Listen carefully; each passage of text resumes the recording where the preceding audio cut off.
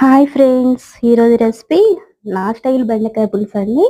ముందుగా కళాయి పెట్టుకొని ఆయిల్ వేసి కొంచెం మెంతులు వేసి బ్రౌన్ కలర్ వచ్చే వరకు వేపండి. ఆ తర్వాత తాలింపు దినుసులు, జీలకర్ర, అర టీ స్పూన్ ఇంగువ, ఎండుమిర్చి, 4 రెబ్బల చిన్నులపాయి, కొంచెం కరివేపాకు వేసి వేపండి.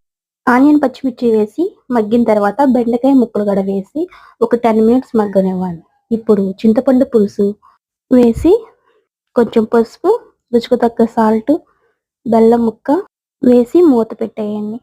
ఒక స్పూన్ కారం గడ వేసుకోండి. బెండకాయ పులుసు కొంచెం ఉడికిన తర్వాత ఒక స్పూను శనగపిండిలో కొంచెం వాటర్ వేసుకొని పలసగా చేసుకొని ఆ పులుసులో వేయండి. లో ఫ్లేమ్ మీద మాత్రమే ఉడికించండి. చాలా టేస్టీగా ఉంటుంది.